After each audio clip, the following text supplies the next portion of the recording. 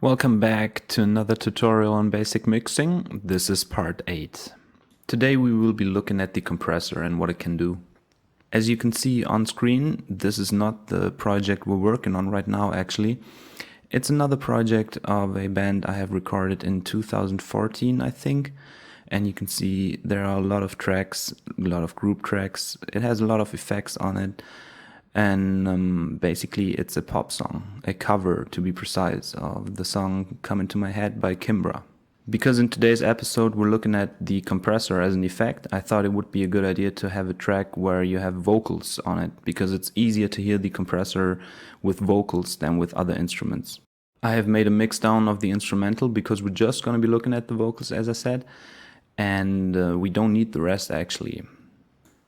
I'm going to mark the vocal track in bright green right here, and what we will be doing is we will apply compressor to it and see how that influences the signal. I have zoomed in a little bit on the track so you can basically see the waveform and the amplitude of the signal. Before we go ahead and check out the compressor, I want you to have a listen to a part of the mastered version of the song. I have an MP3 right here. Let's have a listen.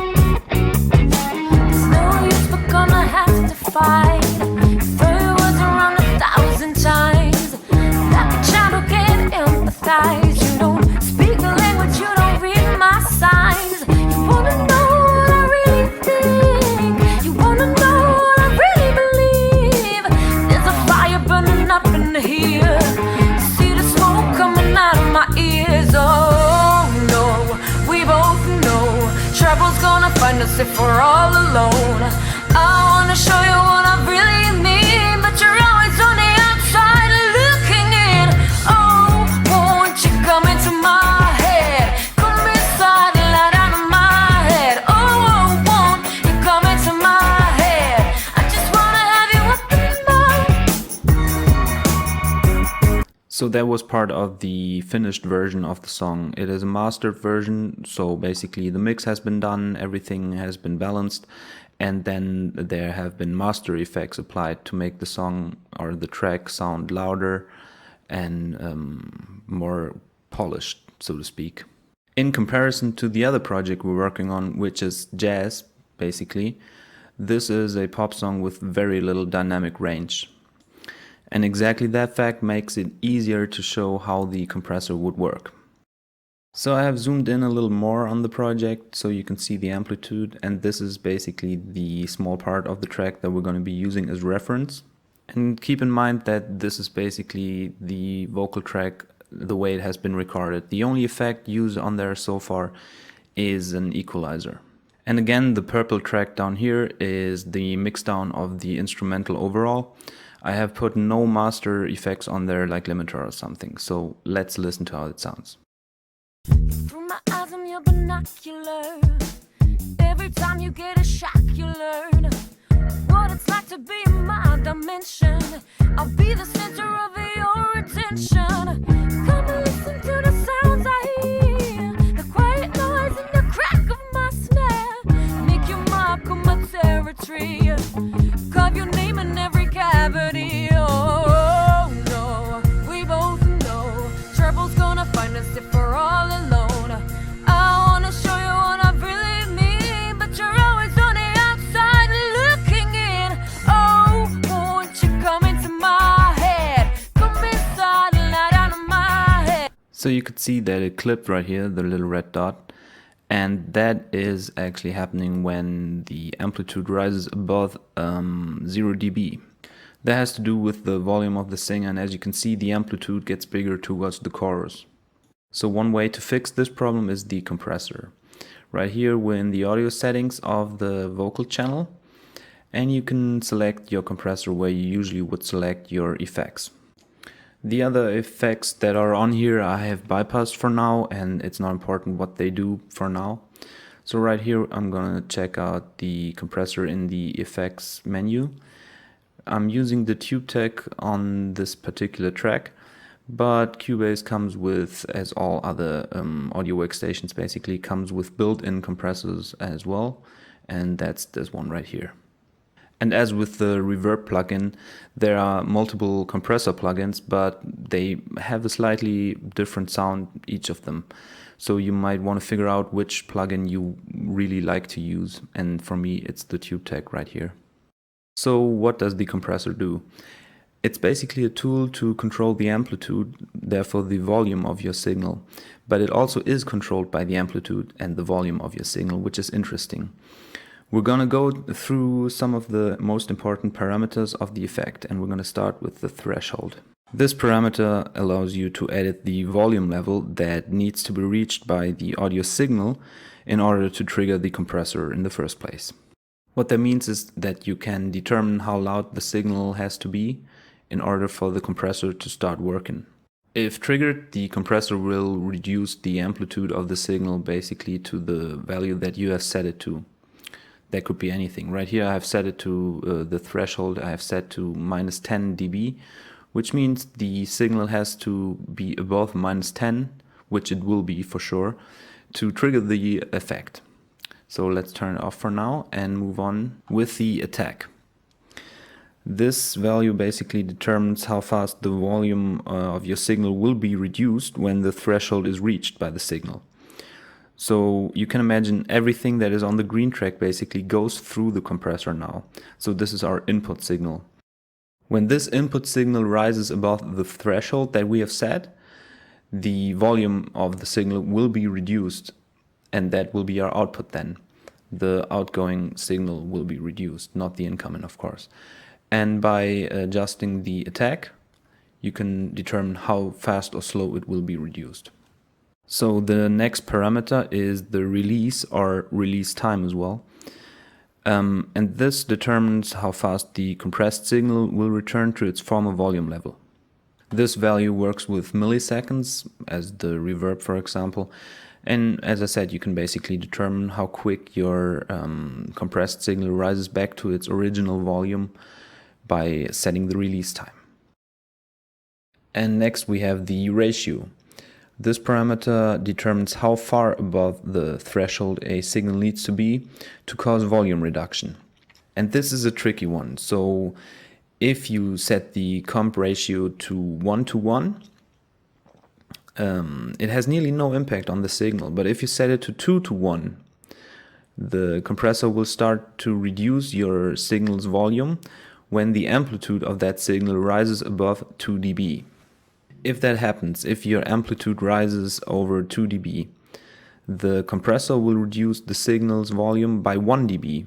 So overall you will have a signal that is 1 dB. This is a little tricky. So again, you set the ratio of your compressor to 2:1. Every incoming signal that rises above 2 dB will be reduced by 1 dB, giving you an overall signal output of 1 dB. If you turn up the ratio to, let's say, 5:1, for example, the compressor will work as a limiter, which will prevent signals from clipping, for example, and it will basically cut off everything that is above 5 dB. And so the last one right here is the makeup gain, or just gain. Depending on how you use the compressor, you can use this button to basically bring back the volume of your signal. So these 5 parameters would be the most important ones when it comes to the compressor. Now we're gonna try and influence the signal, the vocal track, with these 5 parameters for a little bit, just to see how it sounds, how it works. And I'm gonna go ahead and start with the threshold. We're gonna turn it up and make it audible for you. Through my eyes, I'm your binocular. Every time you get a shock, you learn. To be in my dimension, I'll be the center of your attention. Come listen to the sounds I hear, the quiet noise and the crack of my snare. Make your mark on my territory. Carve your name and Right there you could hear the signal fading out, the vocals going in the background more and more, because the ratio of the compressor is still set to around 5:1, I'd say, and that will basically duck down the audio signal. To prevent the vocals from clipping or basically from rising above a certain level, because the singer gets more intense and louder when it comes to the chorus, for example, I'm gonna adjust the threshold in a second. And right here we have the attack, and as you might remember, this is basically the value that determines how quick the volume is reduced. We're gonna set it to fast and then adjust the threshold a little bit, set it to around, I'd say, minus 2, minus 5, something like that. Through my eyes, I'm your binocular. Every time you get a shock, you learn what it's like to be in my dimension. I'll be the center of your attention.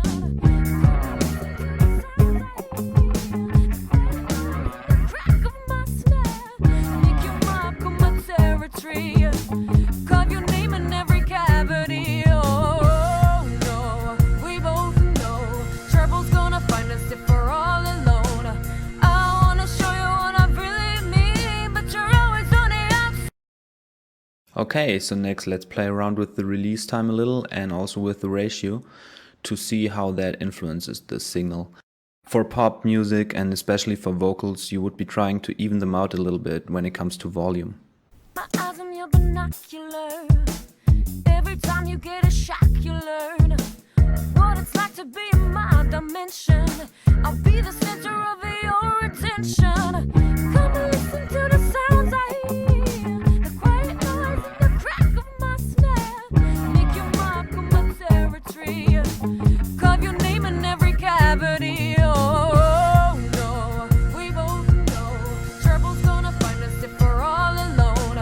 I wanna show you what I really mean, but you're always on the outside looking in. Oh, won't you come into my head? Come inside and lie down in my head. Through my eyes, I'm your binocular. Every time you get a shock, you learn what it's like to be in my dimension. I'll be the center of your attention. Come and listen to the sounds I hear, the quiet noise and the crack of my snare. Make you mark on my territory. Carve your name in every cavity. Oh no, we both know trouble's gonna find us if we're all alone. I wanna show you what I really mean, but you're always on the outside looking in. Okay, that is how I will keep the compressor for now. Of course, this one was just to show you how it works and how it impacts the signal, and I hope you could hear it a little, especially towards the pre-chorus when she sang the line with the oh, it was basically spiking and the volume went up, and the compressor cuts off the amplitude there and basically keeps it even so you don't have clipping and all that. In the next episode we will be going back to our original project, which was the song by a jazz quartet, and we're gonna use the compressor on certain instruments to basically adjust them a little and put them even better into the mix. So anyways, I hope this was helpful and I'll see you in the next one. Thank you for watching and goodbye.